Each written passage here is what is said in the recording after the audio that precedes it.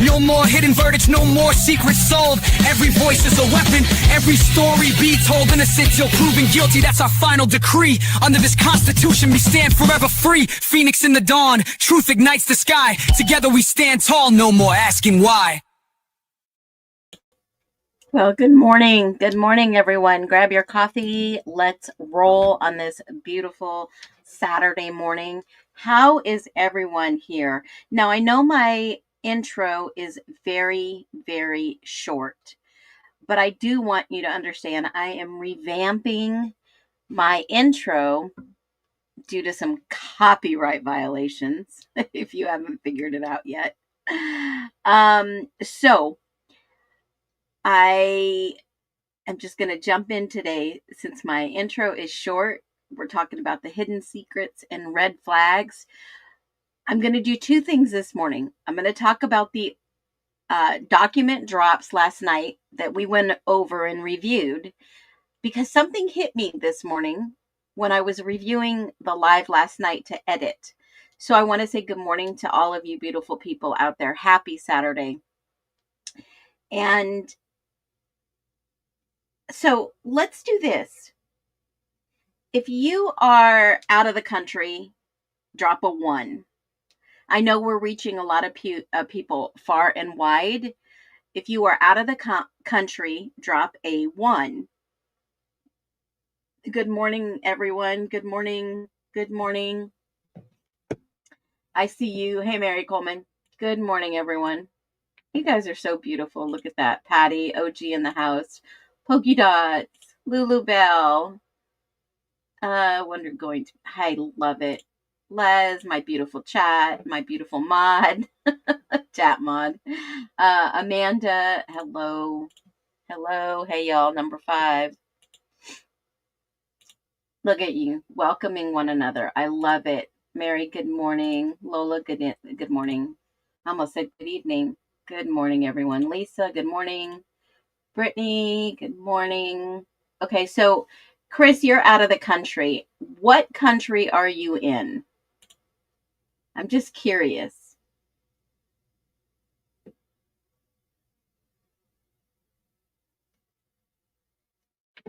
What country are you in?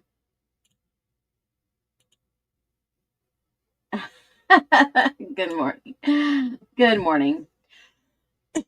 Okay. So, well, you're waiting on Canada. Okay, that counts. Welcome in. So, I just want to welcome everyone that is from outside of the U.S. And I also want to welcome those who are inside the U.S. Thank you so much for coming on over. And let's do this, because there are some hidden secrets that were revealed in the document drop just a few, maybe less than 12 hours ago. So there is a document out there in regards to, no, I don't want to show that one yet. Dang it. I hate when that happens. Let's go back one. There is 3 documents that we reviewed yesterday. And one of these were the evidence. So basically, the state and Taylor wanted to do independent evidence analysis of Kohberger, her client's phone and laptop. And basically in those documents, I'm going to throw it up on the screen real quick. In those documents, they give us a little bit of details to what was going behind the scenes. And when I went and I looked at the document, I thought, what the heck is going on? Why do they have these 2 individuals looking at a special, let me see if I can make this a little bit bigger for you. That was the jury question under seal. Here you go. So in the document, they wanted to do a third-party individual analysis on Kohberger's laptop and phone. And they had a big disagreement going back and forth about it, right? So the state put in a response right here, and they basically said, the state notes that the defendant received all the extractions, digital copies of these items in April 4th, 2023. All the physical evidence, the Acer laptop, the Samsung phone, it's been available since July 22, 2024. Okay, this was just like getting really super close to trial. This was 6/6/2025.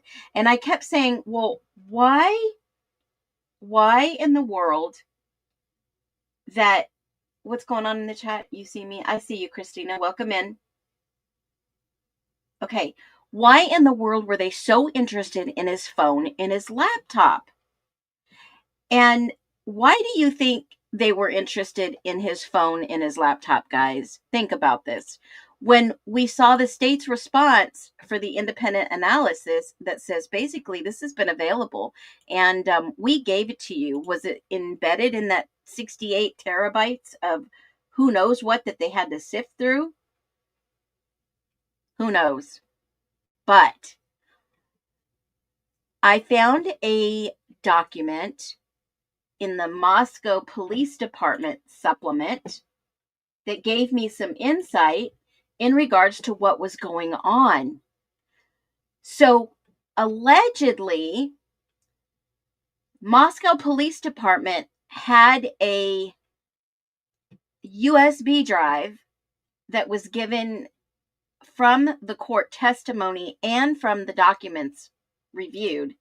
And in this document, this is like a Phoenix fireball here, because I didn't get it until I went through the documents this morning. Okay.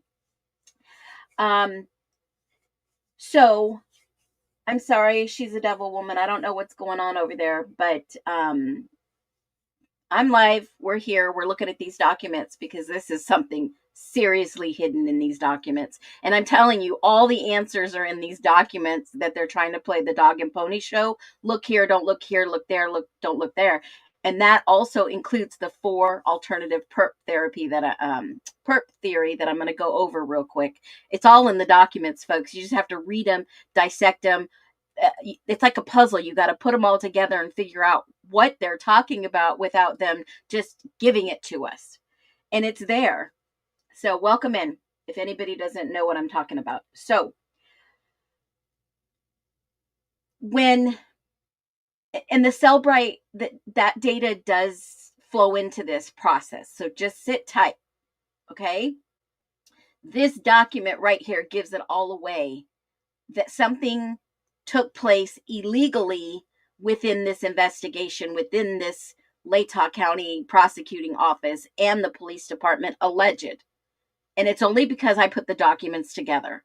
This morning, I remember going through my notes and I remember seeing something that MPD had referenced. And I thought, how did they reference this without knowing yet what was going to come just weeks before the trial? Okay. And this is how deep the corruption goes. Alleged.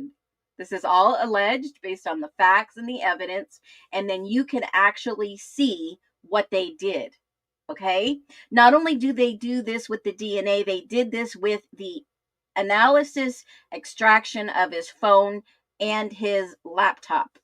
And I kept wondering, where's the leaks coming from? How did they know they had this on his cell phone? Well, folks, even before Cellbrite came into play, yes, those 2 individuals we see well, let me back up real quick. I don't want to disparage anyone. I don't want to harm anyone or publicly insult anyone. I've got my banner, my disclaimer. But I will say this. Anyone sitting from their dining room kitchen table in a professional manner working with the FBI and other entities in their capacity, I understand when you have a startup company, and there's a lot of controversy around this company, guys, and I'm going to do a whole separate live on that. But what I want you to understand is that, yes, this investigation, they were, and if you haven't seen my previous lives and my data drops, they were investigating, they were tailing, they did surveillance individuals in Boise that went to school in Moscow at the University of Idaho. They had the, in my humble opinion, correct perpetrators, suspects, people of interest. They had the correct ones, but obviously it may have been glossed over and covered up because of the fact of, at the end of the day, money makes the world go around. And in Moscow, money is more important than integrity of our justice system, in my humble opinion, alleged. Now, this is the Phoenix Fireball document of the year right here. Danny Vargas on 3/28/23. And I caught this because of the fact she was talking about some accident. Now, this is like the needle in the haystack here. If you've not been following this case, go back and watch our videos. Go back. I mean, I haven't moved everything over from TikTok to here, but I love this long form content because it's easier to go through. So, in this one document, Danny Vargas mentions there's an accident on 11/12/2022 at 11:40 at night. Okay, this was an accident that occurred over by the Grove where Koberger lived. Okay, and I'm wondering about this accident. I've covered this before. The girl that was in the accident, you can go back and look at my live, but the history of this case is wild. So anyways, in Pullman, there are multiple officers that arrive at the scene. They block it off. This girl is totally out of her, mind. I think she's obviously high or drugs or alcohol, allegedly. And she is just out of her mind. And she's trying to tell them what happened to her car. She was later booked at 11/13/2022 at 8:54 a.m. the following morning. But the video that I have up is the interview of the body cam. So then it says, Danny goes to, on January 3rd, 2023, KL and the Pullman record specialist sent me a link to the PPD evidence of this related case. I downloaded 35 videos which span between 11/12/2022 at 11:41 hours to the next morning in the early morning of 3:25 hours. This is the night of the unalivings. Okay?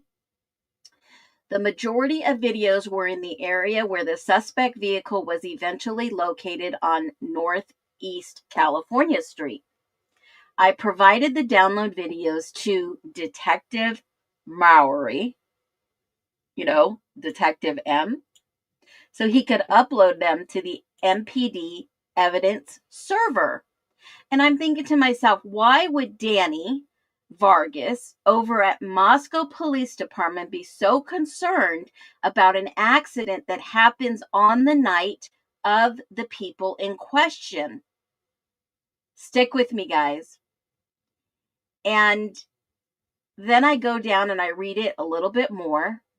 And then obviously she reviewed the videos. I did not see a vehicle matching Koberger's vehicle in any of the videos on Brandy Way or in the videos near Northeast California Street. The longest video recorded on Brandy Way starts at 11:43 and runs for an hour. So that would be 12:43 and 21 minutes, which would be almost, let's just say, 1 o'clock to be on the safe side. All the videos span from yada, yada, yada to 1 a.m., just like what I said. Brandy Way was closed off with cones and police tape from 23:41 that night of the before the unalivings in the early morning until 12:30 so that the scene could be processed. And it was cleared at 12:30. This included the west entrance to the apartment complex, which had police tape across the entrance. The east of the entrance of the apartments was still available for access to the complex. Now, here is the bombshell. Okay? The bottom of this report, okay? Someone else had her car and it wasn't her. Exactly. Somebody else had her car. She was saying it was her sister's car or something like that. That's the Carmen girl. Yes. Yes. But in this report, Danny Vargas, the MPD officer, was asking for anything that involved a similar car. And this is what she got back. It was from the Pullman. Okay? Stay with me, guys. And then here's the bombshell. While reviewing Selberger's phone data extraction. This report was written March 28th, 2023. While reviewing Koberger's phone data extraction. Now, if you were following the actual prosecution hearing in regards to all this retrieval of the cell phone and the extraction of the data, you'll understand why this date is so important on 3/28/23. They just admitted that they had Koberger's cell phone data extraction. Now, stick with me because this is the bombshell moment. If you remember, the whole thing that was just unsealed late yesterday afternoon, they were fighting to get this analyzed, and Ann Taylor wanted the chain of custody of that cell phone because they suspected it was illegally obtained, and they were using it for other things. Does everyone follow me here? That date is wild. Not only does the DNA now get wild because it's not his DNA, but also because of the fact that they wanted the extraction, they wanted a reasonable third-party evidence in regards to the phone and the laptop. This is huge. They just admitted right here that they already had it. And this was the state's response. That you already had this data April 4th, 2023. These items were given and they'd been available since July 2024 for analysis. But the Moscow Police Department just admitted they used his cell phone data extraction. And what did they find on it? They found a screenshot of Whitman County jail roster with the Carmen girl information. That means Koberger was trying to solve this crime of whose vehicle, who stole her vehicle, who used her vehicle allegedly to help her prove that it wasn't her. And this image was taken from Yik Yak. So this information was on Yik Yak, but it was on Koberger's cell phone data extraction dated March 28th, 23. They were using his data extraction that was obtained, I want to say illegally, in my humble opinion, alleged, because there was no chain of custody. The chain of custody was broken. In the court hearing, you hear Mowry testify that he got a USB, a physical drive in his hand, but that's not how he got it.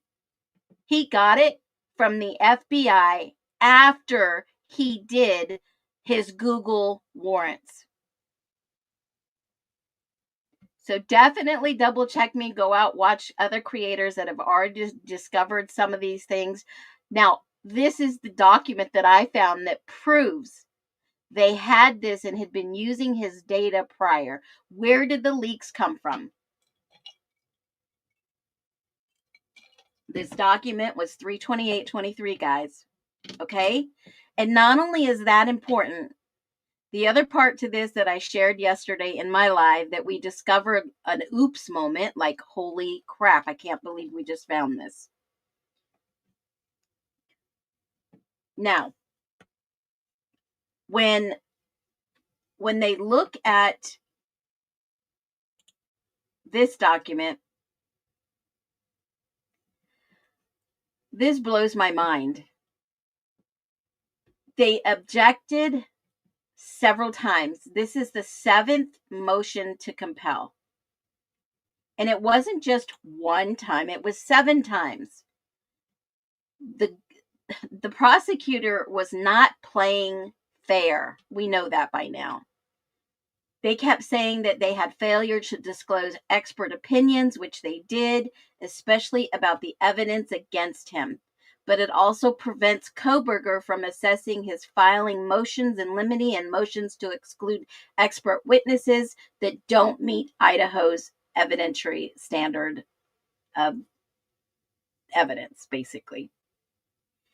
And she, Ann Taylor, put a very good argument forward, basically saying that the DNA didn't match. There was a possible breach, or I don't even know what to find the word to use for it. Bad chain of custody, I suppose. I mean, that was pretty heavily in her statements that she filed. And then we have the actual, oh, hold on, wrong document. We actually have this document that basically says the independent analysis and the chain of custody. They went and had a hearing on this, guys. When you look at the evidence, you're like, wow, why in the world would they do this? Now, this is what I believe probably was going on. Some hanky-panky, right? So now that they have his laptop and his phone, and it's not within that search warrant, but they got the information from somewhere else on a USB drive, not the legitimate way. What does a cell phone look like when you download it? This is Cellbrite's technology, right? Hey, Chappy Boss. At work, built in the house. Whoop. Hey, welcome in. So this is what the technology looks like. They download and they extract your data from your phone. And this is an example of an extraction summary. They look at your phone, they give you all the details on your phone. And on the left side of this, you basically see all the information from Facebook, any private messages, Twitter, WhatsApp app, contacts, cookies, anything that your device has ever done, passwords, powering, user directory. This is an example of what they see. It's all in a format that kind of looks foreign to some people. It's not the pretty little thing. Now, if you were in high school when I was, way before Windows was invented, yes, this is how far I go back in the tech world, you would actually have to tell the computer, find, it's called a string, search, find, locate. Those are keywords that you could tell the computer and it would spit out what you were looking for. And this is like the data that in the old days you would have to be able to see. Okay. So I worked on a computer system in the military that only very few people are trained in regards to programming, C++, and some other things. And in that data set, I would go and I would search for what people wanted. And in that, that's how I learned how to program. But when you look at something like this, it's not as self-explanatory. This is actually a higher, better technology than way back then, because now you have Windows technology that you push a button, in the background, it codes search, find, do whatever, but you just see the nice little windows, you see the nice little output. You don't see what's happening behind the scenes when a computer searches or finds or all that stuff in a string. And this is what you get. But they can still click on it and still see what was embedded in certain files. This is an example. This is an example of what they were looking for from information on Kohberger's phone. As you can tell, there's a little tiny file in there that says cookies, contacts, phone. In some phones, and this is just one of these things, I'll use it as an example. And it was in Chris Watt's phone. If anybody remembers, I was like really into this thing. When Chris Watt's phone was taken in and they started to search his phone, they found an app behind the calculator that had secret pictures of his lover. And that's how they discovered that he had one. Okay? In that background calculator app behind that, there were hidden numbers, phones, pictures. It was an app that he was using to hide that stuff from his wife. Okay? Does anybody remember that in the Chris Watts case? Did anybody clue into that? Yeah, I've done some videos on that. That was wild. Okay, so this is what they're looking at in his phone. And in his laptop, it looks a little bit different, but kind of similar. So when I started looking at who the individuals on the juror questionnaire they wanted to ask, number 55, that was yesterday, the actual information that pulled up was shocking to me, because these two special investigators, these two that we looked up yesterday, and here's one of them. I'll show you, let me put this on my phone, hold on. Okay. This is an article from the Attorney General of Idaho. He has Assistant Deputy Attorney Generals Madison Allen and Ingram Beatty that was mentioned in Kohberger's case, and Taylor wanted to add them. That was unredacted, and it was released yesterday. I went over this. But I started digging in a little bit further of why they were added to question 55, and then it hit me. Mother frickers wanted to frame him for the DNA, which the DNA showed null. They wanted to frickin' do what next? What do you think, in my humble alleged opinion, they wanted to bring up in court? What do you think they wanted to do to bring him up in court?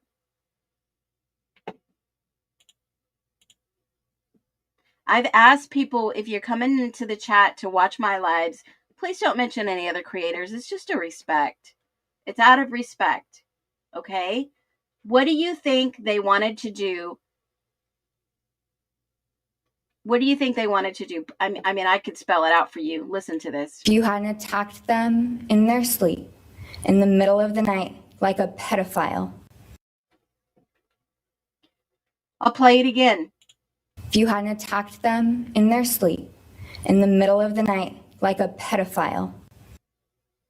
What was the word she used? If you hadn't attacked them in their sleep, in the middle of the night, like a pedophile. If you hadn't attacked them in their sleep, in the middle of the night, like a pedophile. Okay, she says, if you hadn't attacked, they were actually awake. They know for a fact they were awake. The only person I think that may have been passed out was Maddie Mogan. And Maddie didn't fight back. On her body, there was DNA, 4% female, 1% male, presumed per the genetic DNA test, and it was not Kohberger's. It was not Kohberger's. And listen to the key word she says. Them in their sleep, in the middle of the night, like a pedophile. If you hadn't attacked them in their sleep, in the middle of the night, like a pedophile. Bingo. They probably, humbly, allegedly wanted to say they had this type of material on his laptop and phone. And Ann Taylor was not having that. She wanted the chain of custody. She wanted everything because of all the leaks of the stuff on his phone.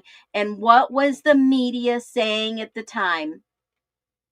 What was the media saying at the time? That he was found with all kinds of pictures of women and all kinds of pictures of crap on his phone. It was disgusting. It was disgusting. She didn't know. I don't think she knew at the time it was false. They railroaded this family to some degree. I think, in my humble opinion, they were going to say he had inappropriate things on his cell phone and on his laptop. But you know what? They admitted in their own police document that right here, 3/8/28, she reviewed cell phone data extraction. In his Chrome tab history on his phone, I located a search for broadcastify.com fed Pullman Police and Fire Dispatch live audio feed, which he had a scanner on his phone listening for crime. He was a criminology student. He liked to solve cases. How did his name get embedded in this case? Was he trying to solve this case with his mom on the phone and she was sending him documents and stuff to review of things she found? Oh my God, that makes sense. Oh my God. You know, when you think about it, I'm a creator. I create content. I find content. I create around it. But I have people that send me stuff all the time. I hope nobody ever frames me for murder, because I would never do something like that. I would never do anything illegal. I would never do anything to harm children. I've never threatened anyone other than stop harassing me, slandering me, and defaming me. Now, if you think about it, you and I are curious in nature, but a criminologist, absolutely curious in nature, because that's what he studies. He wanted to know who would commit such a crime. What if he was so close to committing this crime, they threw him under the bus because they did not want the real criminals caught?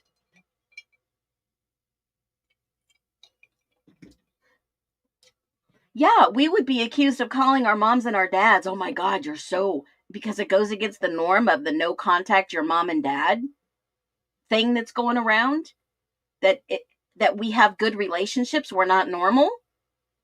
Think about it in everyday terms, like you would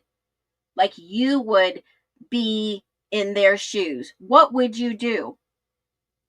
I think he also was close to solving another case in Pullman. I know you guys may have heard that about that too. He got too close to solving a case in Pullman, and he knew too much about what was going on in Moscow. So let me finish this thought process. So these two are now mentioned in the Koberger case, and their job primarily is they work with an ICAC unit. It's basically the Internet Crimes Against Children. I think they were going to try to plant something in his computer and laptop and try to get him on that, because Anne says, no. On question 55 and the juror thing, we need to add these two names. Was there a special investigation done into this case that proved that wasn't either happening or there possible corruption? Possible? Yeah. I'm not a pro-burger. I am for civil rights and constitutional rights. Somebody has to double check these people. Where are the checks and balances? We, the people, are the checks and balances. Now, when it goes back to the chain of custody, I've already explained that. I've explained the extraction process. I've explained where they got that word from. And I also believe, in my humble opinion, all these little secret red flags are going to lead us to the alternative for Perp theory. Because of the fact, I'll show you the document. And I did state this yesterday. Okay? In the alternative theory Perp, every person of interest, every suspect, every individual is mentioned in the ISP and the MPD documents. MPD isn't as forthcoming as the ISP. ISP did a deep dive investigation, sent everything back to the MPD, and they determined with the Latah County prosecutor what they could use, what they couldn't use. Okay? The order of madness here was December 29th. There was a new case filed, the criminal complaint, the PCA, the probable cause order, the affidavit with Exhibit A, the arrest warrant, and then the judge's signature. It was pending at the time. Then on the 30th, the notices of arrest go out, the appointment for the public defender, the non-dissemination order, the conduct of the courtroom was ordered, the motions to preserve all the evidence, and their initial proceeding filings. Right? And then in 2023, we see a steady stream of filings, sealing redaction orders, discovery motion, media access, protective orders, status conferences. I can go on and on, all the way from January to November of 2023. And this includes notables. This includes the July 14th, 2023 affidavit of Riley Nolan. This is key. And then it goes on to the more sealing, more redactions of orders, and that relating to media access and discovery. Then finally, we see some show on the road, right? We get the pretrial motions, we get the hearings, the motions to dismiss, the motions to suppress, all these new motions. All these are in the court repository. And this is just a summary I wrote down. And then you see the continued proceedings, the pretrial filings that always happen in a trial. And Anne at this point says, wait a minute, guys. Wait 1 minute. The public needs to see this. My client is innocent. Because they've already got some of this information back. My client is innocent by DNA. You guys have tried to railroad him into some who knows kiddie porn or whatever. And now you've got all these leaks on his phone and the media and the data and all this stuff. And she's like, no. We need to start letting the public see these things because my client is innocent. And if I begin in a public forum when they stream the trial, if I begin to talk about the PCA and all the things that the state wants hidden, if you haven't watched my entry into all my videos, this is exactly what Anne is saying in a court hearing. She says, if you want me to talk about these things, I have to bring them up in pretrial. I have to do my job because this is important because it relates to the grand jury records, expert disclosure, and trial prep. And then you start seeing filings of motion in limine, expert witnesses, filings and trial perp, all these things, right? And then you see the jury instructions, and we're getting so freaking close. I'm going to bring you up to speed. Just weeks before that, they wanted to see the evidence in regards to something that was leaked I talked about yesterday, and that was Molly McMichael's video arrest because they were going to bank on her to be a witness for the prosecution to put Kohberger there. That didn't work either, folks. So she couldn't even say he was there from her own statement. Okay, so you've got, not only are they trying to plant him there with the DNA, which wasn't his, and a third-party expert said, no, there was 4 people, not 3 per the ISP lab. Then they tried to maybe plant something on his phone and laptop.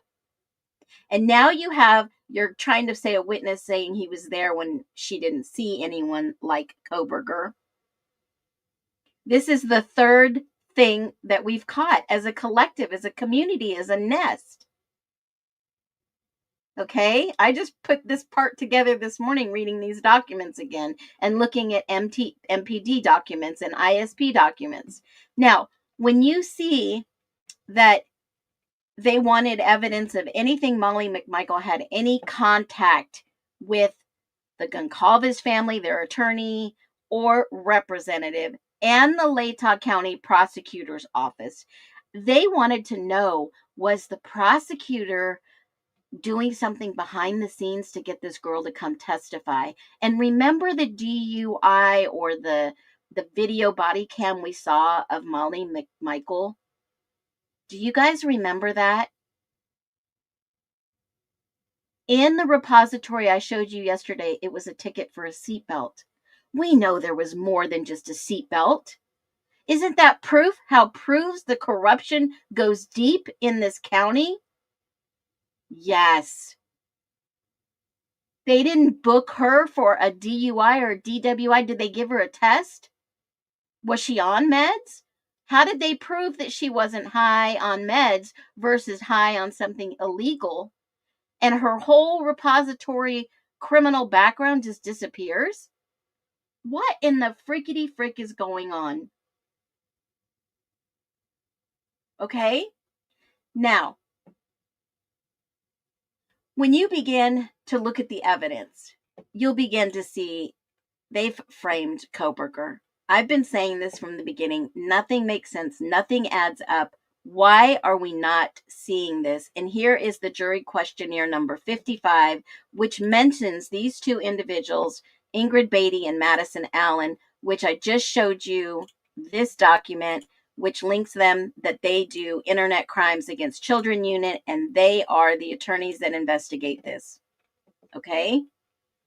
I'm giving you the proof. You guys want proof? You don't believe me? Go do your homework. Check. There were other people involved in this. I have got a video I want to share with you. And I know how you guys feel about her. I feel the same. But I want you to listen to what she says. Hold on one second. I want to get the proof of this date. Hold on. This was released on... Welcome back from a cell phone. This was released on 2 years ago, folks. 2 years ago on January 5th, 2023. I want you to listen to this.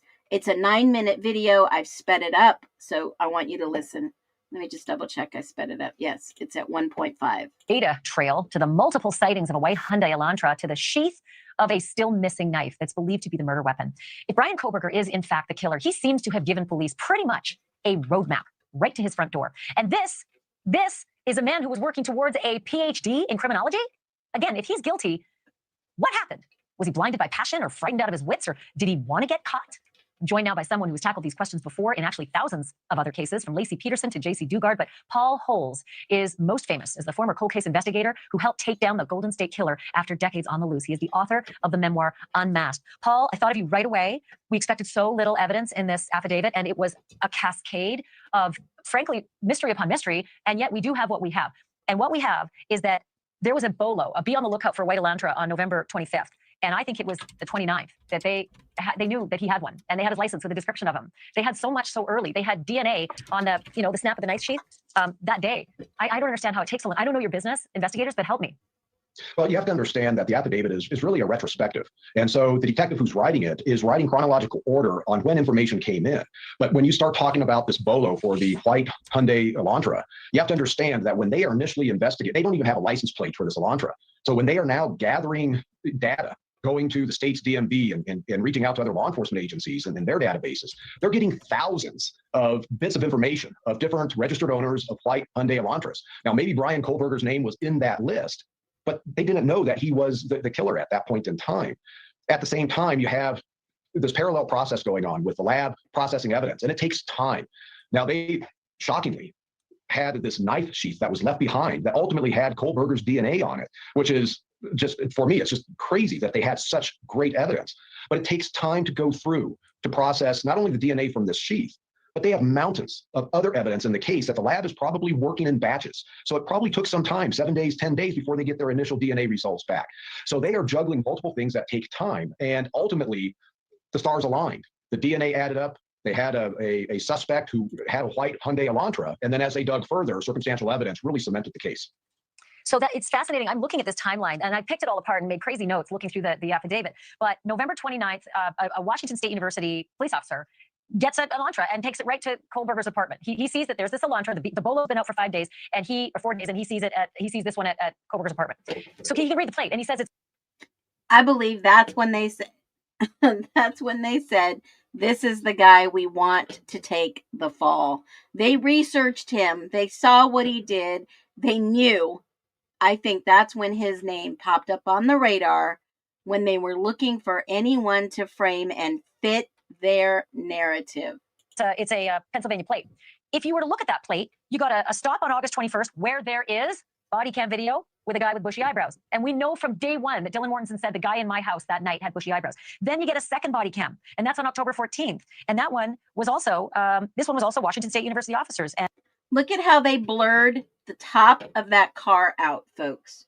Yes, they blur videos. Look at the top of his car that has no sunroof. He had a modest car, a modest fit-in everyday car. There was no sunroof on this vehicle. And there is body cam, presumably to show bushy eyebrows. So you have two videos there, plus a license, a driver's license that gives a description exactly of the person that Dylan Mortensen described to the police. But then it looks like they didn't ask for the phone records, the historical phone records of this suspect, because he'd given his phone number during one of those traffic stops, right? He gave them his phone number during the October. And yes, Dylan never said bushy eyebrows.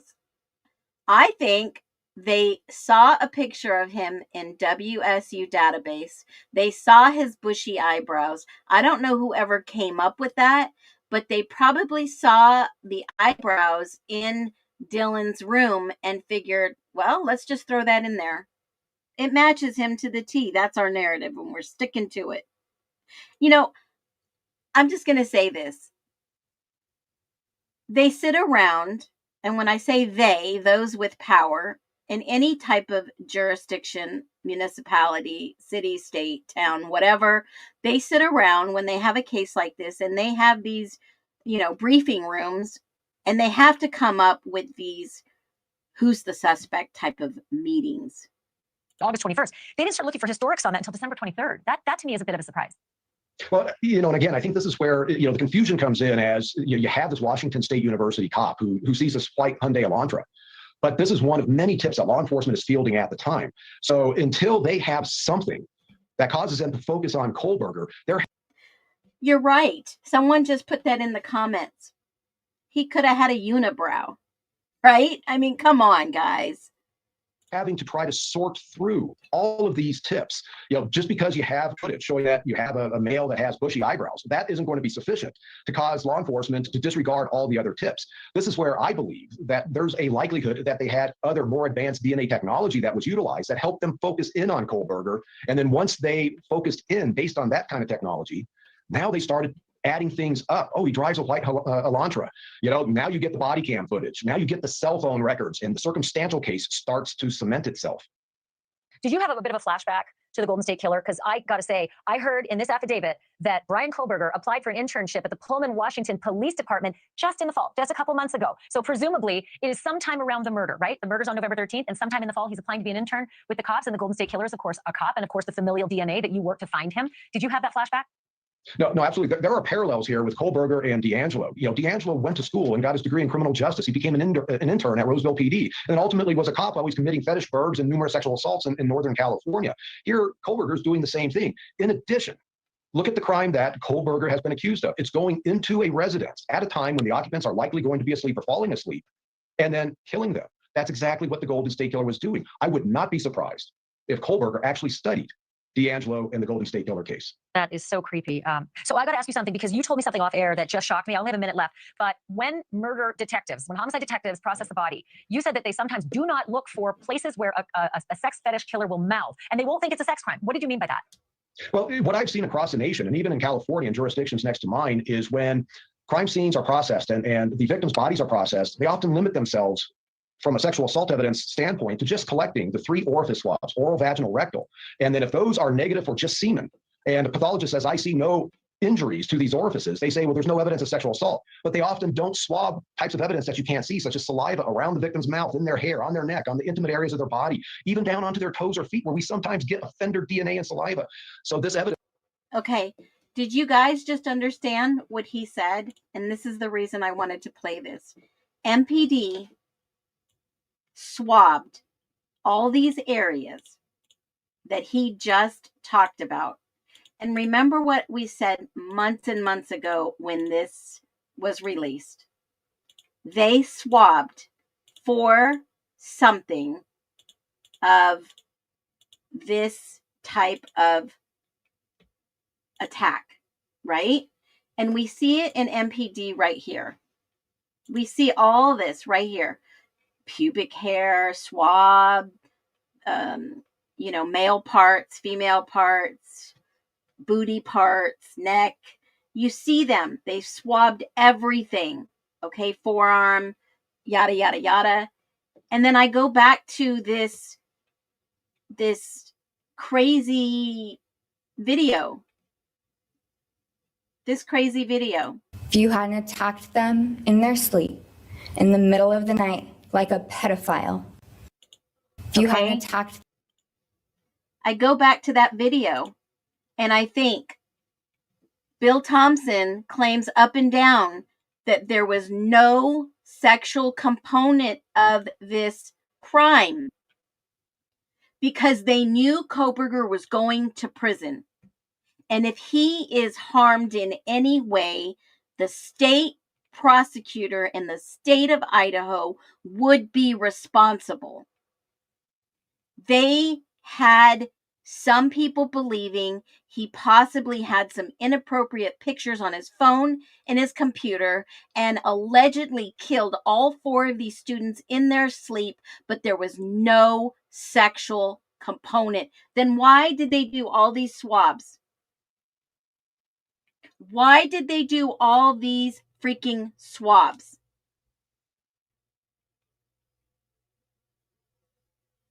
Yes, Maddie had 3 male DNA under her fingernails. She did. None of them were Kohberger's. None. And this is where we get into the alternative perp theory. This video, I'm going to finish this out.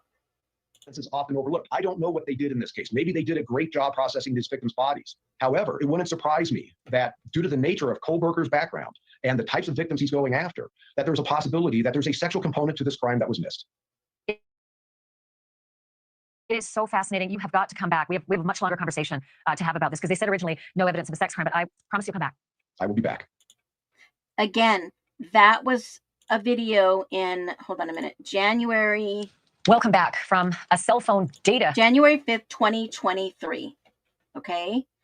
I know how you guys feel about her, but she's always got some good information on the guests that come in.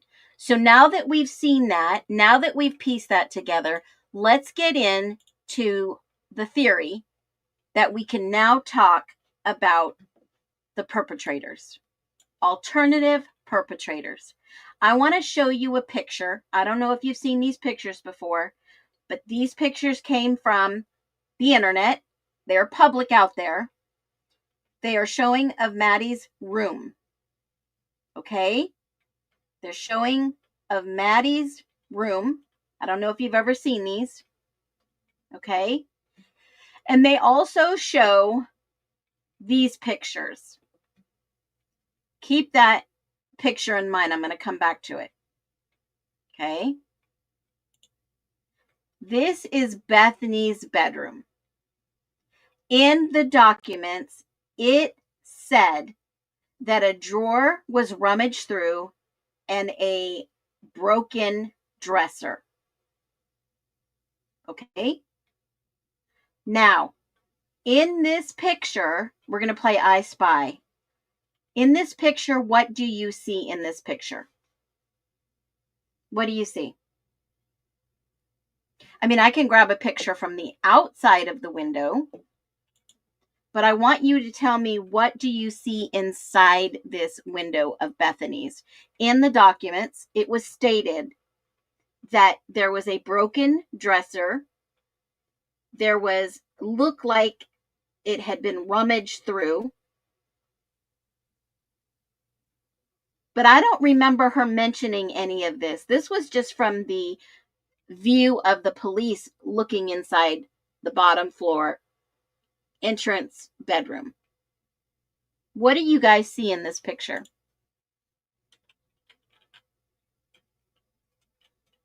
What do you all see?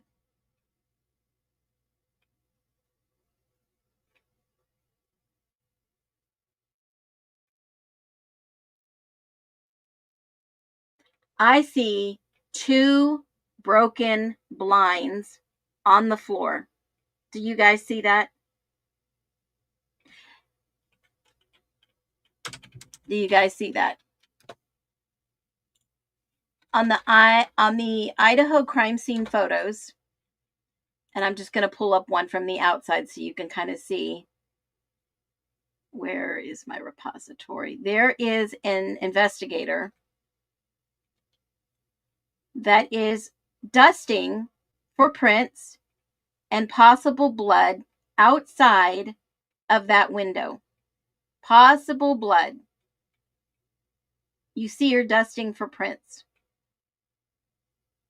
Does anybody remember that famous picture that I am desperately looking for? So they're processing the scene on the outside, crime scene investigator, right in that window, right in that corner. But look at the inside of this room with the blinds. The blinds are broken and on the floor. You have a broken dresser. You have a broken door. It looks like some things have been knocked over and tussled around. What do you think they were looking for in Bethany's room? I don't think Bethany would have done this to her own items. This is a picture of the spare room. On the opposite side, they were dusting for prints on that side too.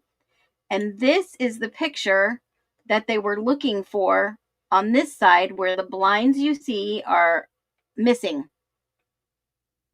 See those right here?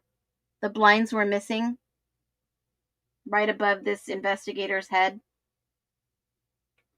Did the perpetrators actually go through Bethany's window? Did they leave from Bethany's window? Was someone inside Bethany's window? Was there somebody that climbed in? Was this the entrance or the exit? Because if Bethany was there and Dylan was there, why is there 2 blinds that are broken? Investigators are looking on the outside for evidence. And then we have this on the inside. The blinds are broken on the inside. When did that happen? Who did this? After the interview yesterday of Bethany, do you believe her statements? Do you believe her statements? She claims she was there all night. Was she? It made me think that maybe Bethany was not there, that they had to bring up this alleged story to make sure to feel like she had a witness, an alibi, or else everyone was going to be in trouble. This is a very good point we should all be questioning. Was she there? Because according to Dylan, she ran down to Bethany's room. Did the killer run down Bethany's room and out her window when Bethany may have not been there? I don't know. This is all theory. This is an alternative perp theory. Who was the alternative perps?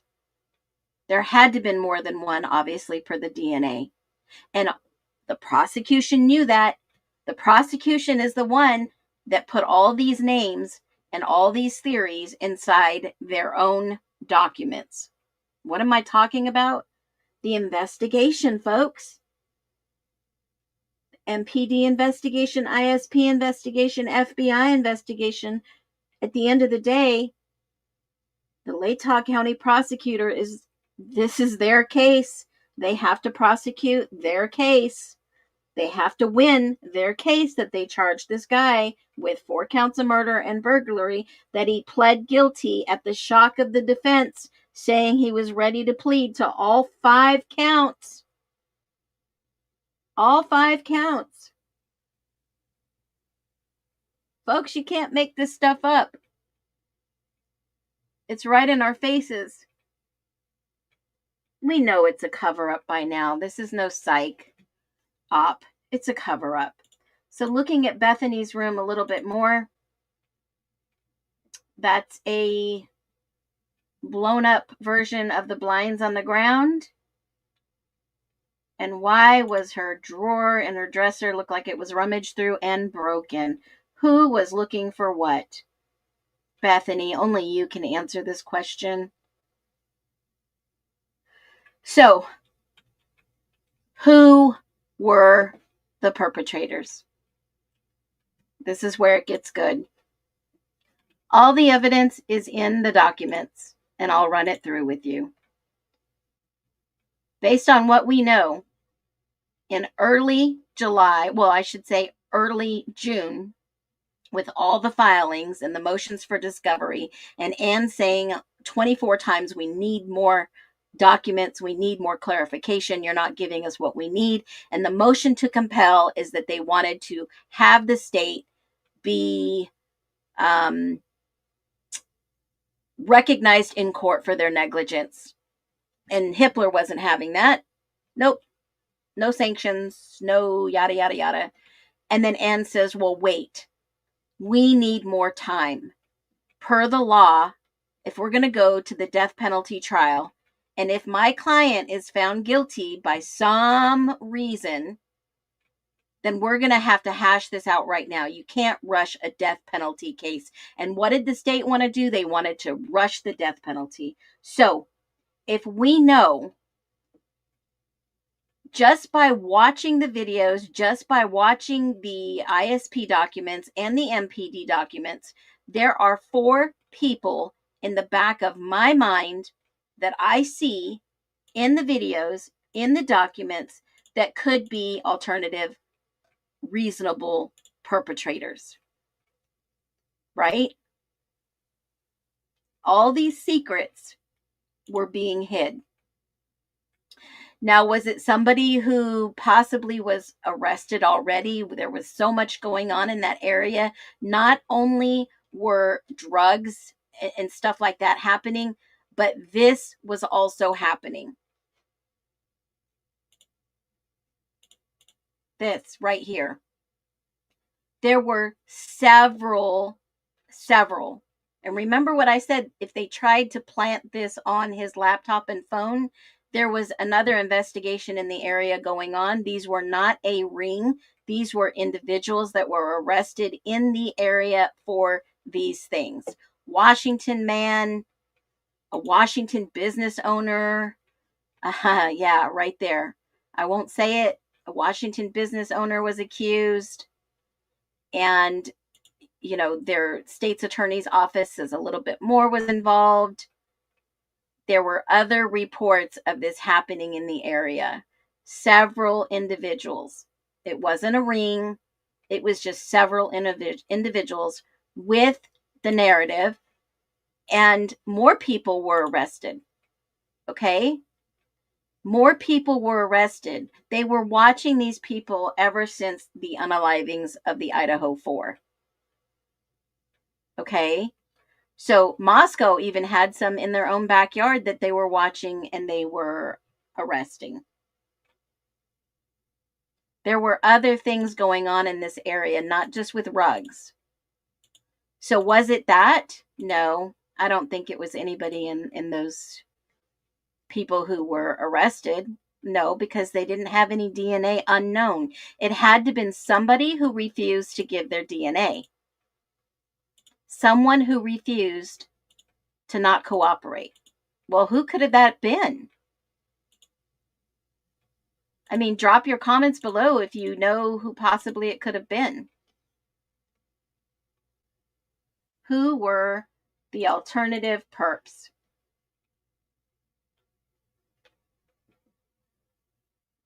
Anyone?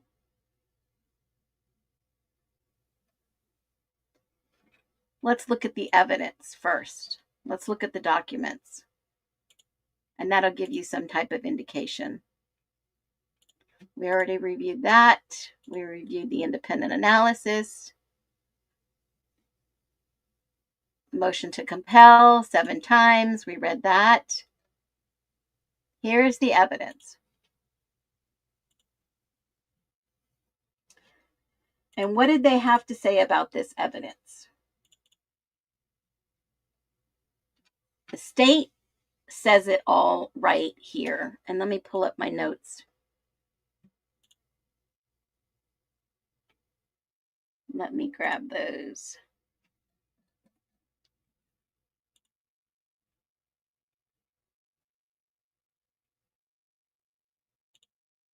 The DNA analysis. Bottom line, they didn't test everyone that was collected. Was it because of the fridge that went out? They had plenty of time to test. So basically, this DNA evidence says that without a doubt, Kohberger is not the individual. The DNA came from 4 people. And I did a whole live about this the other day. 83% was Maddie, 12% was Kaylee, and 5% came from someone else. And within that, 1% was male. 1%. So the other 4, were they male cells or were they female cells? More likely female than male, or somebody that could have been mixed. But you have to remember, was this individual injured? Maddie didn't fight back. Under her fingernails were 4 males. Maddie didn't fight back. She hugged Cole Baring. What was his name? Cole B. Hugged Cole B at the grub truck. Okay? Then they said he was excluded because of his alibi. Now, does anybody know much about Cole? Do we know about Cole? Cole was the bar manager, digital marketing, and he was in the Army. He was a culinary specialist. This is public information in these documents from the ISP and from the prosecutor's responses. Okay? Cole was the primary suspect, guys. He was the primary suspect. Marketing specialist, operational specialist, digital marketing. He knew Maddie. He knew Maddie, had classes with her.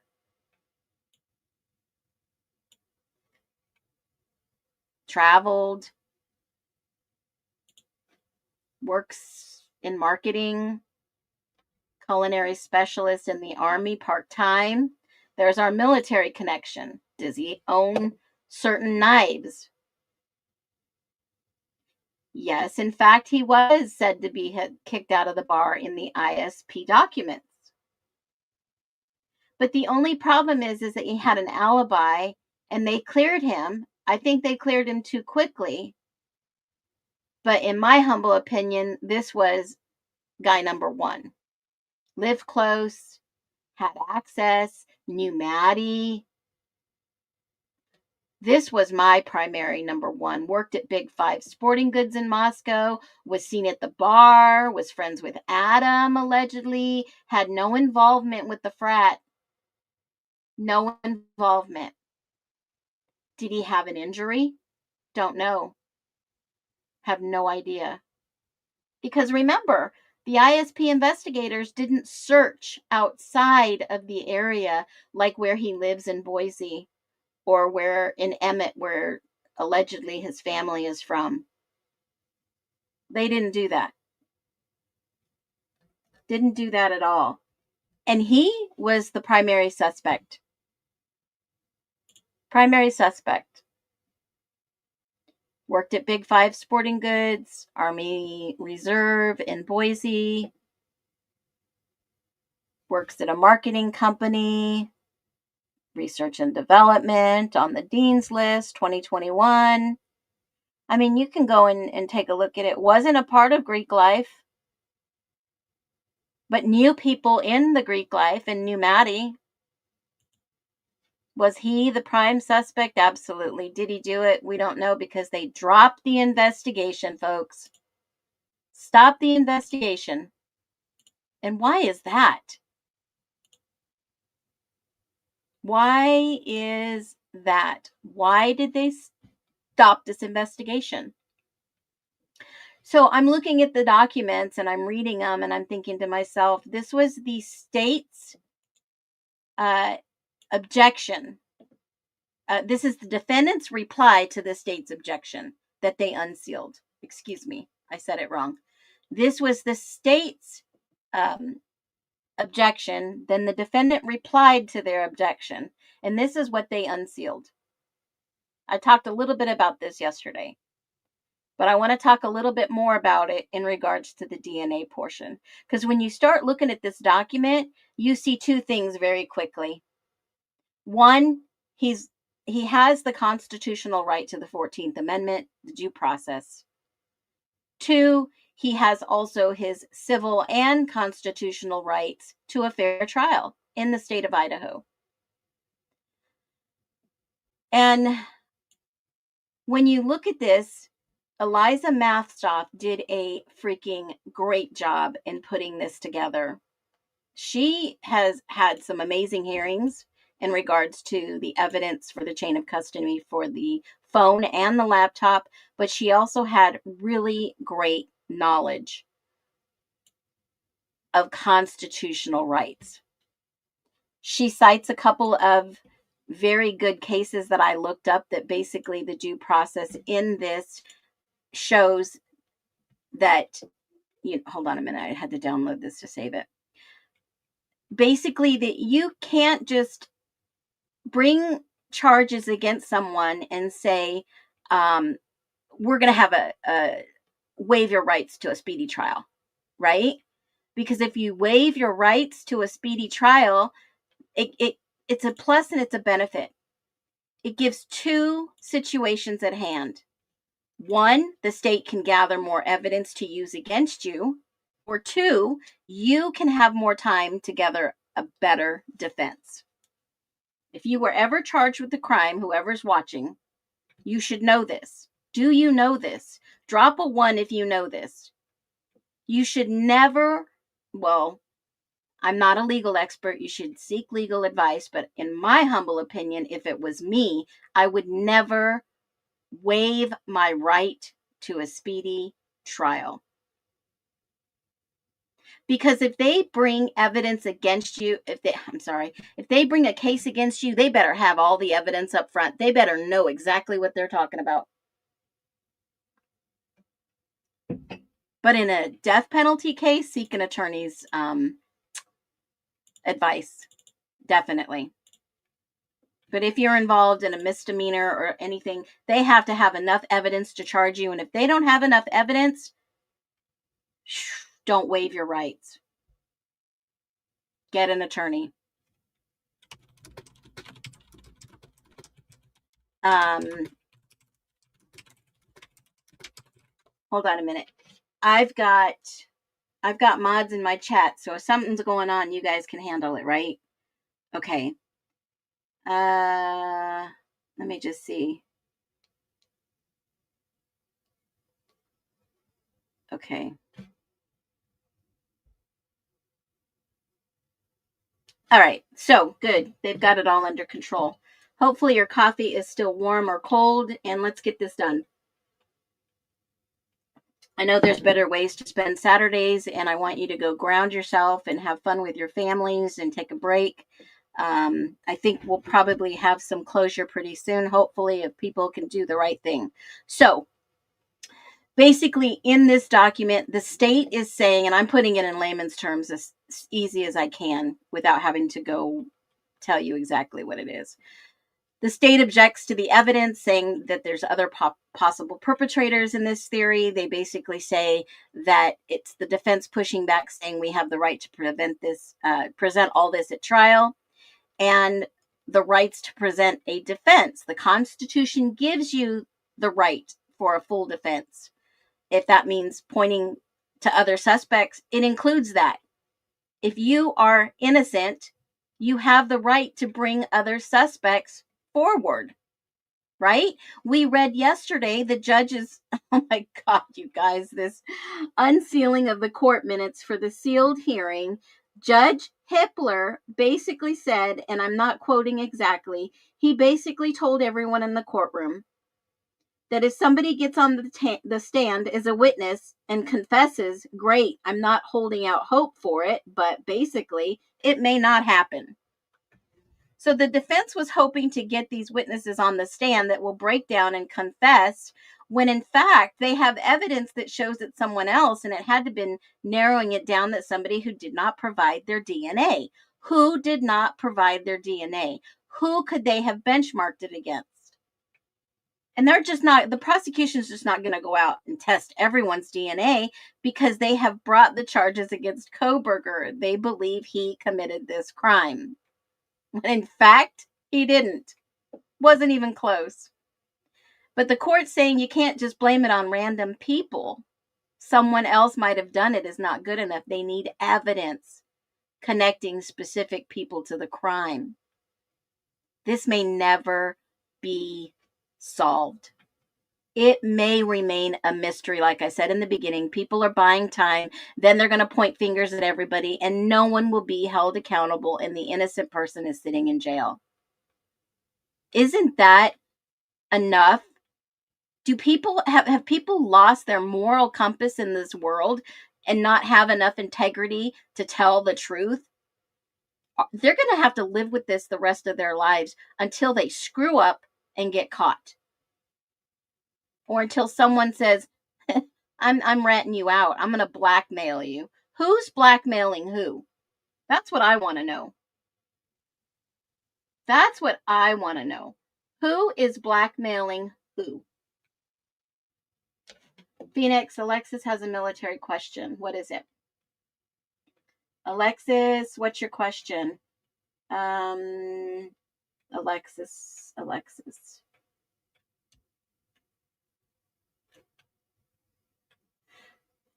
It's important because in Dylan's dad's lawsuit records, it got him out of it. I don't know what.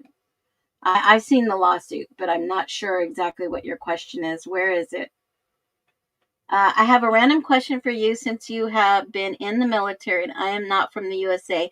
What does military service declaration as a comment in a lawsuit mean? Oh, that's a great question. So what I believe it means in my own humble experience and knowledge, usually they have military special court for veterans. And if you are a veteran, they do have what's called Veterans Court. And the military service declaration that they use in court, it maybe means that they possibly qualify for certain benefits. So military service declaration means that they've served, they may have some certain benefits, and one of those benefits may be, in fact, military court or veteran court, they call it in some places. So it doesn't mean you're favored. It just means they have a different process that they have to look at it. That's what I understand. And if you understand something different in the U.S. courts, please drop it below. Alexis has a question.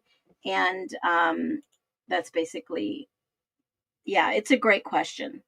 It is. I just saw it. Not only that, that declaration gives legal, from what I understand, it gives kind of like, if I'm in the military and I'm called overseas active and that I can't appear in court, then it basically prevents the service members from having a court judgment entered against them without notice. So like if you were called to court and you couldn't go to court for any reasons for a lawsuit put against you, they usually ask any military service, because you can't just go and accuse somebody of something and then having a judgment served against them when they didn't even know that the court exists or a court date happened. So that's another way too. You can't just get a default judgment because you're in the military and you weren't present. It can mean a couple of different things. So that's just what I think. Okay. But consult an attorney if you have that question, and if you are in the military. Usually they have certain courts and default judgments and stuff like that. You have to go. It's a rule of law. It's like the state can't overrule the federal government law. Hopefully that explains it. So basically, this document is saying we just can't throw random people. They need evidence. And then the defense argued they do have connections, the 4 alternative suspects that they have named in this document that's highly redacted. And obviously we know it's redacted because you can see the redactions, number one. But I'm going to enlarge this a little bit better so that you can see it better. Now they go on to say that the defendant cannot merely show another person who have committed the crime. Rather, there must be evidence. I just said that. Then a third person to the actual perpetration of the crime. Okay, so my number one was always Cole Beringberg. He was my number one. Ex-military, colony specialist, specializes in knives, trained by the Army, and had the military background, right? Well, who would be number 2? Who do you think, in your humble opinion, I want the chat to tell me, theorizing, this is speculation, allegedly, who do you think would be number 2 suspect? Based on the ISP documents that we've covered, based on all the history that we know from MPD and the people they took DNA, who would we suspect?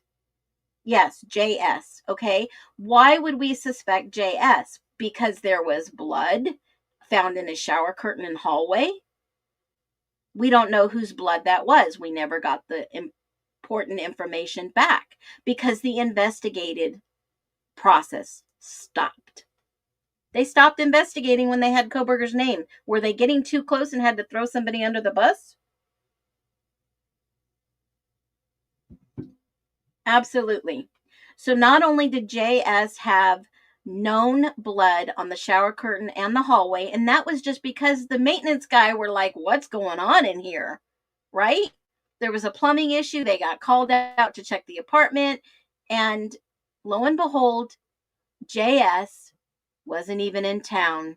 He left. He was with his parents. His parents are the one that said, you need to call in this tip on the tip line before you're accused of something, son. Did he have any injuries? None that they could see because he was out of town. Did his parents see anyone with injuries? Was he tailed by the ISP? I read you that document the other day. Did he go to the hospital? Did he have a follow-up? Do we know anything? Did they give additional warrants? What happened? What happened? Then we get into the document. It says the state listed blankety blankety blank as a trial witness. Well, who was that? The state also disclosed and labeled exhibits that intends to use at trial, in which includes names or actual videos of the witnesses. So the state has witnesses that possibly could be perpetrators, suspects, persons of interest. Okay? Everything was going to come out in trial. Everything. And then it says these exhibits include yada, yada, yada, highly redacted.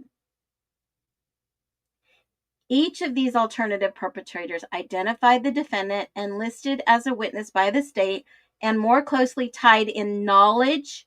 Now, these witnesses knew the individuals, opportunity, and a possible motive in the crime than Brian Koberger. Why would JS be involved? How could he be involved? Did he know Cole? Did he know Jack DeCour? They were in allegedly the same frat house, right? Why JS? Why JS? Did JS know who did it? Possible. Very possible. Was this a 3-person hit? A 3-person, you're not getting out of the Greek life and we're tired of the BS, and you could probably get us in a lot of trouble. If JS knew about the other unalivings in the area and why they happened, was that enough motive?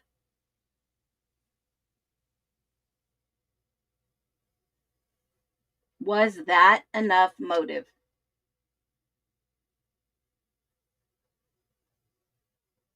Yeah, he's had rumored leaving skinned animals. He was a hunter. The rumor that he went to Africa was a rumor. He was at his parents'. He didn't return. They did go on some type of trip up to Canada with an uncle of his. Absolutely. They had ties to the colleges. They give money and donations, especially the medical programs.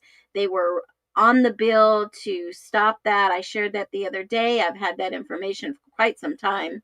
They're on the donors list for the medical schools.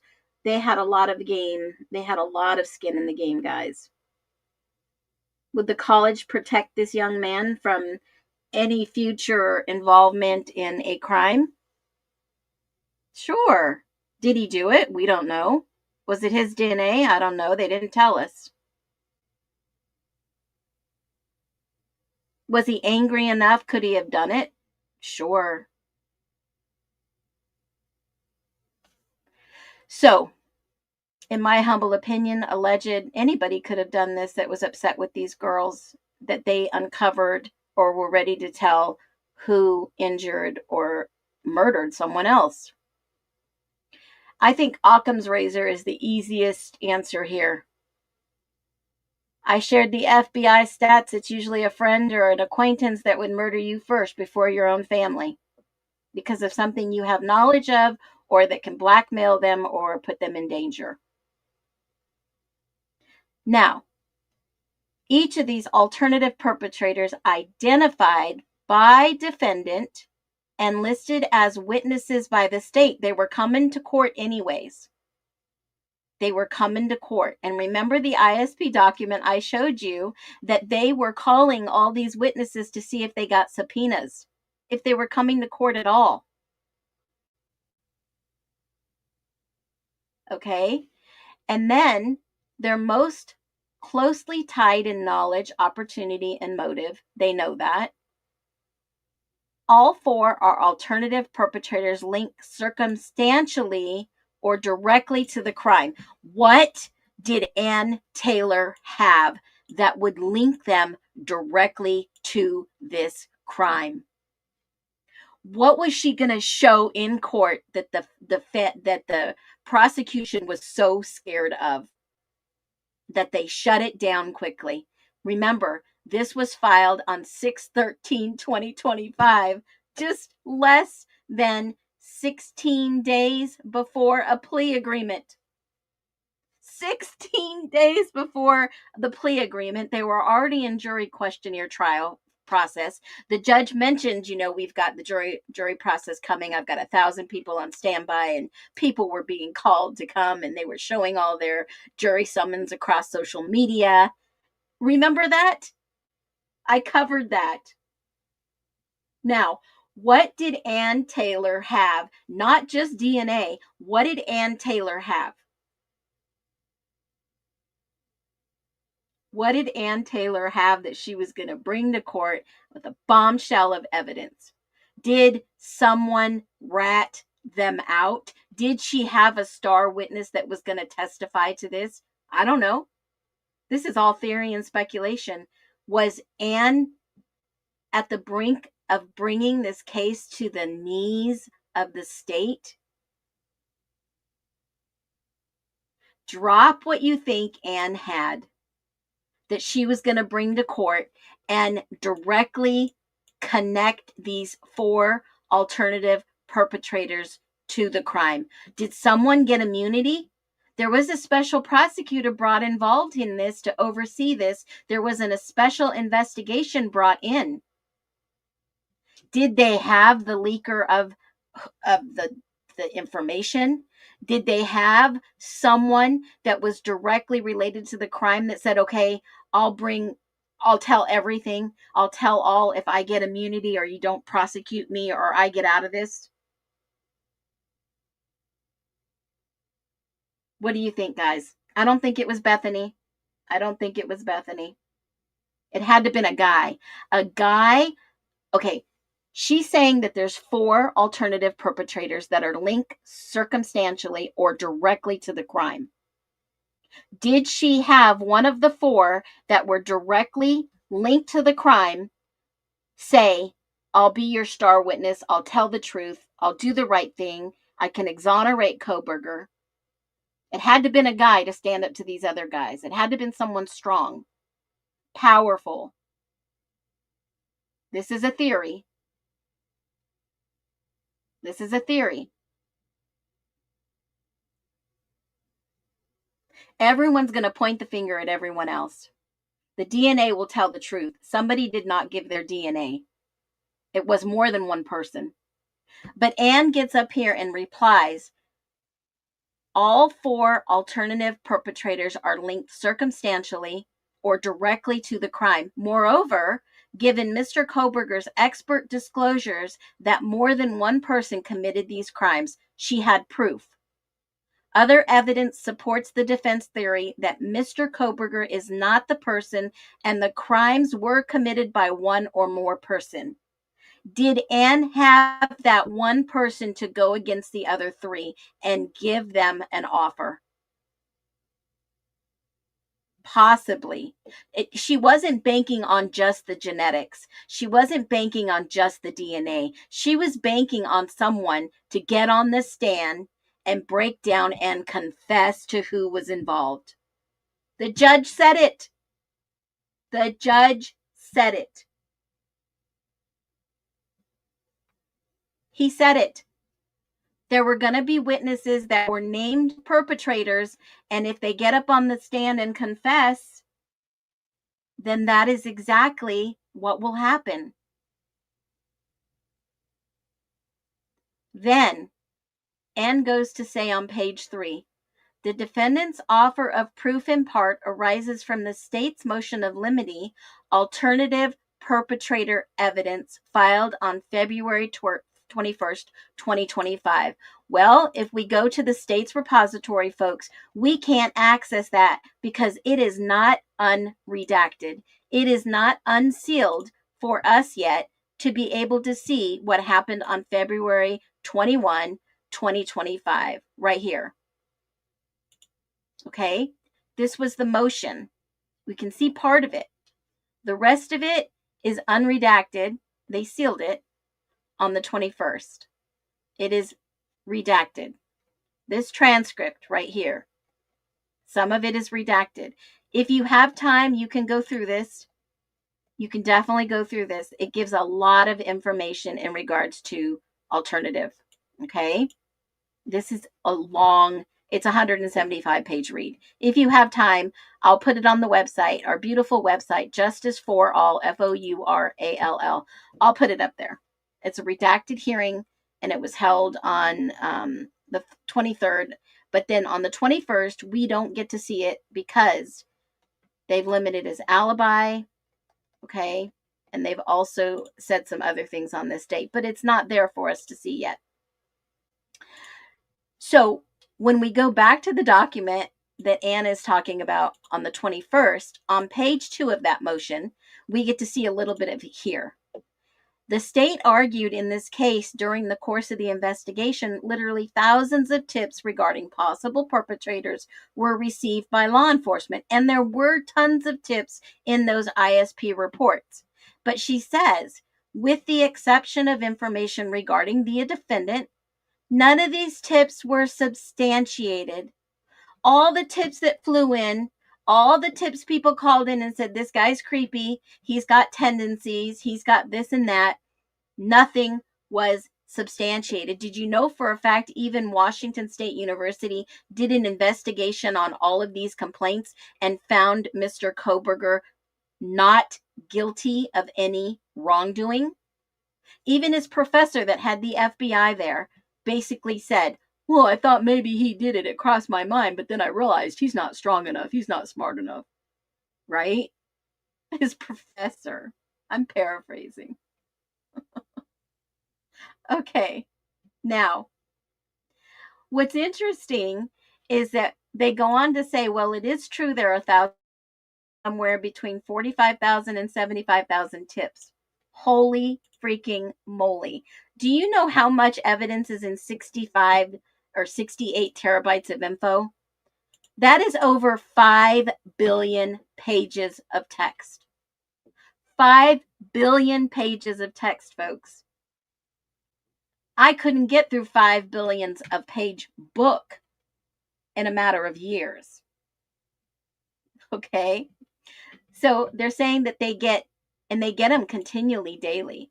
The state has chosen to present evidence of investigations into the specific named individuals and the conclusion that the state ruled out these possible perpetrators.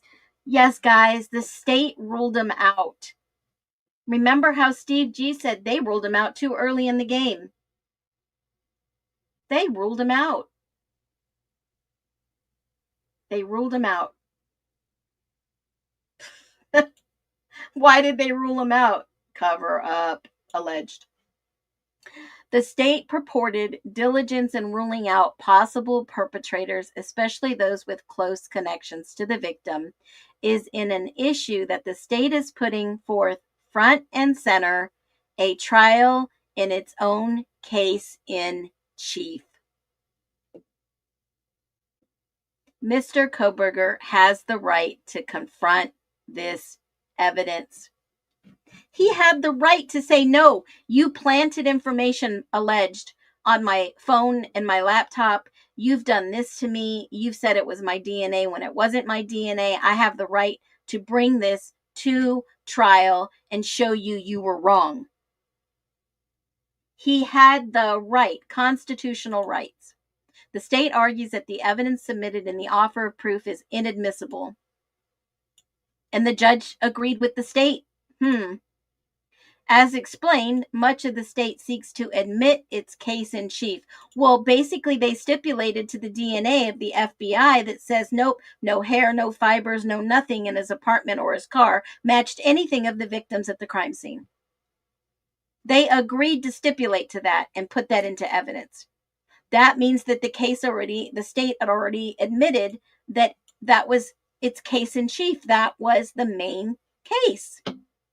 More importantly, in another court upheld the defendant's constitutional rights to a fair trial and present a defense, sometime required admission of evidence of third-person culpability.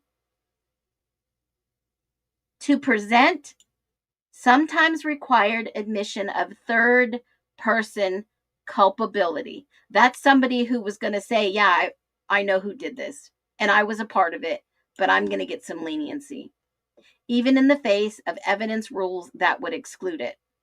Hearsay may not be admissible. It can't. You have to have someone that's there that says, I was present, so-and-so was present, so-and-so was present, so-and-so did the act, and I witnessed it. You have to have first-hand knowledge. I saw, I heard, I read, I was there. That is eyewitness. It's not hearsay, I heard. Fairness and trustworthiness is evidence is important. Mr. Kohberger offer included details that allow this court to see that there is trustworthiness to his basis for naming 4 alternative perpetrators. Okay, so we've already talked about Cole. We talked about JS. Who was the other person that had some benefit in having these people unalived?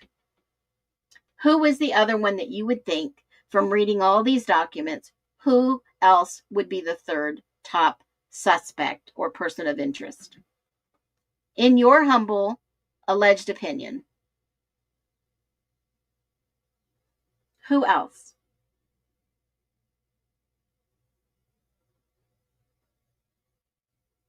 Who else do you think should have been further investigated? I know some of you are trying to catch up in the chat and catch up in the live. Okay, perfect, Debbie. Debbie just said it. JD, what was his motive?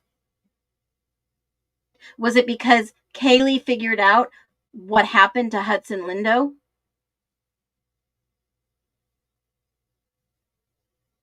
Was it because she was doing her own sleuthing? And then Maddie told Adam, part of that frat, that, hey, they're coming for you. Maddie is moving, Kaylee's moving, and she's going to drop a big ball the night that she is getting ready to, in the next morning, to leave that state.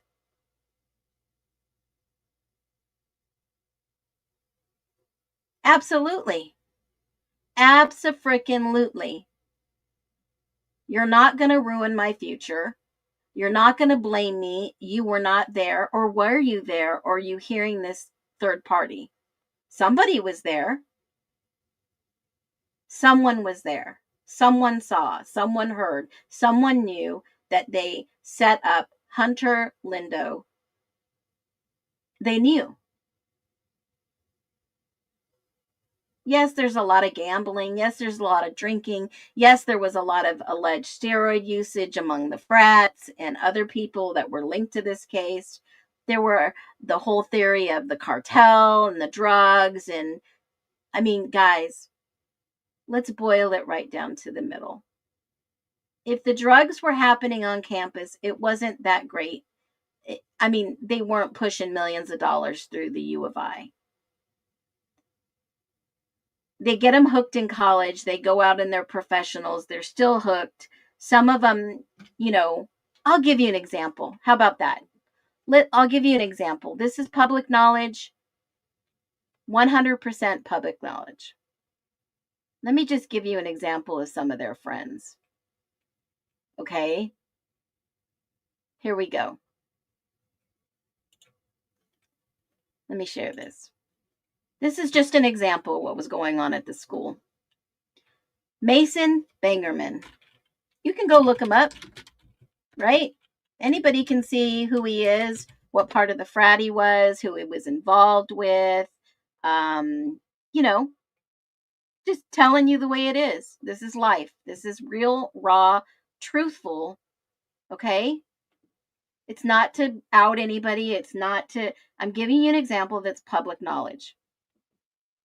You can go check Mason, see his historical background and this and that. Went to college up in the University of Idaho, was friends with these people, hung out with these people. There's plenty of pictures out there. Now, you graduate high school, you've done a little drugs in college, allegedly. You do a little drinking, a little gambling, a little who knows what, right? Whatever happens at college stays at college, especially if you're in the Greek life.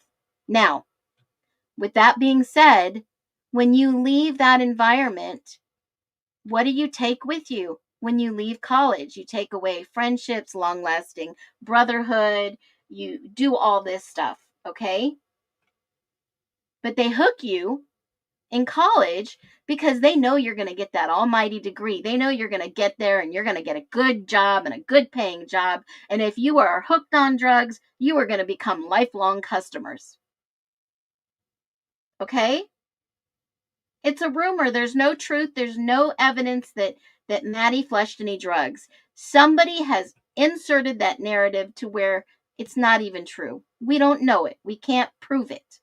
So get off of the whole theory and the rumors. We are here with facts and evidence. There's some theory, but you have to connect the dots. Now, does anybody know what happened to Mason after he left college in Moscow? This is what happened. This is a story of Mason Bangerman. He was charged on 3/8/25 with the controlled substance possession and convey to receive or maintain contraband in a correctional facility and disturbing the peace. 23-year-old in the city of Boise after he left Moscow. This is not uncommon, folks. This is not uncommon of college kids getting hooked on things and then going to their professional life career, still hooked and still doing the same things until they get caught. This is a legitimate example. There's a lot of hazing that goes in college. There's a lot of initiation for fraternities. There's a lot of alcohol underage drinking. I've showed you this, right? There's no proof that Kaylee had an affair with Rosie. Kaylee had a lot of relationships with men, but there is no factual proof she was having a relationship with Rosendahl. People have inserted this cop and this drugs and this whole stuff without having any proof to back it up. You have to dispel the rumors. You have to dispel the rumors. Did Nathaniel get divorced from his wife? No, but Gunderson did. It's all public record, but this is an example of what I'm trying to tell you. This is not unusual for this stuff to happen. So, let's get back to the document. The document states that police tips and reports were submitted as exhibits in the offer of proof for an alternative perpetrator. Okay? And then they say that they provide basis to show a link in the case that's more than speculations on the ground that explained subject to cross-examination or direct examination of witnesses. These witnesses of the 4 perpetrators were coming to court to testify. The tips themselves may be inadmissible, but the evidence that this court must consider is determining if there is a link with more than mere speculation. Anne was trying to say that these are in the reports, guys. State reports, thousands of tips that the state argued that law enforcement got all these tips, but Kohberger's was substantiated. They didn't go after the other perps or the persons of interest that had more motive. We just talked about 3. There was one more that they were going to say that was a perpetrator. Does anybody know who that one person was? 4 people were named throughout these court cases. 4 people. 4 people were going to be called to testify, and they were hoping that one of the 4 would tell the story, the true story, to exonerate Kohberger. It wasn't Bethany. It wasn't a female. It was a male. This is a theory. I don't think it was the coach either. I don't know who keeps throwing that theory in there. They don't want you to get the truth. There's no, he didn't give his DNA. He didn't have anything to do with the murders. Maybe he was having a little nookie on the side, but he didn't have anything to do with the murders. Do you think somebody would throw their professional career down the toilet like that? Yeah, I don't think so. I don't think so. Not for a 22-year-old college girl. Think about it. Okay, so Kohberger says there's more than one person. There's 4. And they are witnesses that are going to come to the trial. And hopefully they're going to do the honorable thing. One of the 4 are going to do the honorable thing and tell the truth and break down and cry and basically confess. Okay? Be the alpha. Be the alpha and tell before I do. Does anybody remember that statement from SG? Be the alpha. Somebody needs to tell the truth. Be the alpha. Step up. Don't make me be it. I can play the video, but I think we all know what we're talking about, right? Okay. So, the last person I will tell you, and then I'm going to have to go. I promised you guys I'm going to bring you the whole complete theory, but I'm at 1 hour and 48 minutes, and I promised that I would get off and I would go enjoy my day with my family. No, not the president. Nope. Maybe EK. No, EK. Who's EK? Nope. Who was the third person? We reviewed Cole. We reviewed JD. We reviewed JS. Okay. Are you in for a shocker, guys? Because it was hidden. It was hidden in the documents. In 68 terabytes of discovery. And I have to shout out to one individual out there that was so observant. So observant of one true, factual video on the internet that would tell the story. I know he's not in my chat right now. I know that. I don't think it was, nope. I don't think it was Hunter. I think Hunter knew about it. They had to cover up. In my humble opinion, alleged. But in the documents, there is an individual. Hey, Patty, thank you so much. That will go to keeping our beautiful website, Justice for All, up and running. And I will add some new documents there this evening. You should be BK's defense attorney. You worked hard on this case. I am not an attorney. I just pay attention to detail. That's all. And I don't listen to all the other BS. You have to have the BS radar. And I've got that high. Okay. So in the filings, there is an unnamed individual. And you'll have to dig for it, but it's there. And in this document right here, it says, with respect to blankety, highly redacted, that it is not a thorough investigation. That is not suspect elimination, as the state argues. Mr. Koberger did not produce these suspects, Your Honor. The state did. And in some instances continued to investigate them or simply stop their investigation, ignoring evidence that there were more than one perpetrator. Bill Thompson said he could not rule out two perpetrators from the beginning. Guys, Bill Thompson told them, the defense, that they could not rule out two perpetrators from the beginning.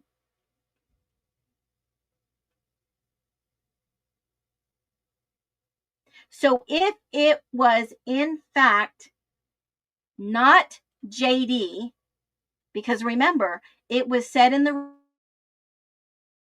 JD had residue, possible bullet residue and possible blood in his own kitchen area and hallway. They swabbed that residence. If it was not JD, who did JD live with? Adam. I told Adam everything. What did Adam have to lose? What did Adam have to lose, guys?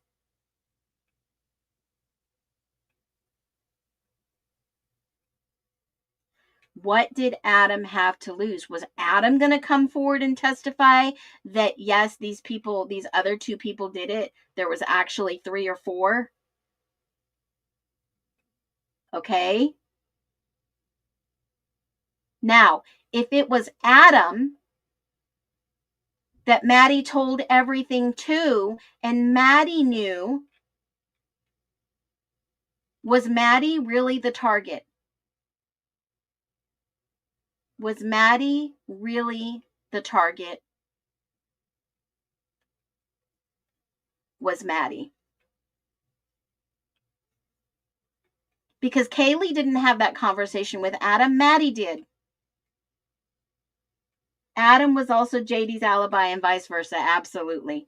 2 people from the beginning could not be ruled out. Who leaves their phone on YouTube all night long and watches the same video? Come on. Come on. Allegedly, Maddie told Adam that Kaylee figured out, allegedly, who was responsible for Hudson Lindo's death. Maddie broke up with JD because I believe she knew that JD played a part of it. So did Adam, and so did someone else. Who was in their fraternity that would know this? Were they trying to frame Jack Showalter? Did Jack Showalter know? Were they trying to blackmail someone? Ethan knew. Yeah, Ethan knew. And that's when Ethan's grades went down the tube and he didn't want to be a part of Greek life. Neither did Maddie, neither did Kaylee, and neither did Xana. They wanted to get out of Greek life. They knew what was coming next for them. They all had to make a way and get a plan to get out of there. They knew what was coming. They saw what happened to Hannah. They saw what happened to Lindo. They knew what was coming. And so did Caden Young. He knew what was coming after him. He was taken out after the 4. This is all speculation, guys. All theory. That's why it says alternative 4 theory. Now, the proof is in the pudding here. Because the prosecutor, Bill Thompson, said he could not rule out 2 of the perpetrators from the beginning. So who dropped Kohberger's name? Don't know. Mr. Kohberger's offer of proof was not exhaustive list of the evidence disclosed in the case that points to 4 alternative perpetrators. Now remember folks, Judge Hippler in his order said that the alternative perpetrators were within walking distance. And this perpetrator that they named had a vehicle. They had to try to make the vehicle fit Kohberger. I hope we're all on the same page here. In fact, the state's opposition disclosed big, huge redaction, they don't want us to know, by listing these alternative perpetrator names on their witness list, and the list varying exhibits on their exhibit list pertain to these individuals. The state has opened the door for Mr. Kohberger to confront this evidence and cross-examine state witnesses. Mr. Kohberger suspects that the state has listed the 4 alternative suspects as a ruse to kind of mock them right in their face, to make it look as if they will put the 4 males on the stand to deny their involvement. We're not here to cause rumors. We are speculating the facts and evidence that have been given in this case. These witnesses must be confronted, and therefore, if the state seeks to not call them to the stand, but instead uses lab reports to portray elimination, the door is open to confront that evidence, and Mr. Kohberger should be allowed to call the alternative perpetrators and other witnesses to show their connection to the crime. Anne was going to call him up there. Call him out. Call the state out. She was ready to go toe-to-toe, head-to-head, fist-to-fist, proverbially. How each piece of evidence comes admissible at trial depends on how the state offers it, triggering Mr. Kohberger's right to confront such evidence. Were they going to get these 4 guys on the stand to say, oh, it was him, I saw him? Just like they were going to do the car, just like they were going to do Molly saying she saw him, just like the evidence on his phone and his laptop. They were trying to pin him on. I mean, just guys, they were trying to back him into a corner every single way, and nothing works. And this is how the beauty of karma works, friends. If you are innocent, they will try to throw everything at you, and you come out shining like a silver diamond. The enemy will try to use every tactic against you. And don't get me started, because Feisty Phoenix is going to start running her mouth. I'm telling you, if the enemy can't get to you, he's going to try to get your family against you, your kids against you, your friends against you, your neighbors against you. He's going to try every single way to get to you, because he knows that you are strong enough not to fall for the bullshit.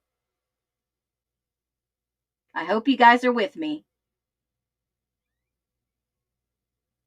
I hope y'all are with me.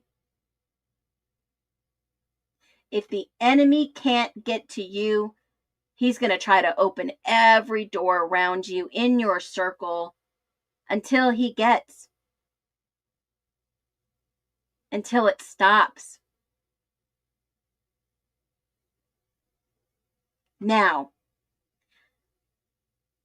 Eliza goes on to say, Mr. Koberger must be allowed to develop this evidence, and ruling include or limiting this area of inquiry at this point would be premature. Basically, they have to wait for the court, wait for trial. The state knew this. What was this filed on the 13th of June when the Molly McDaniels video came out? They knew that. They knew that. They knew it was going to fall apart in trial. This case could never go to trial, like I've said from day one. It could never go to trial.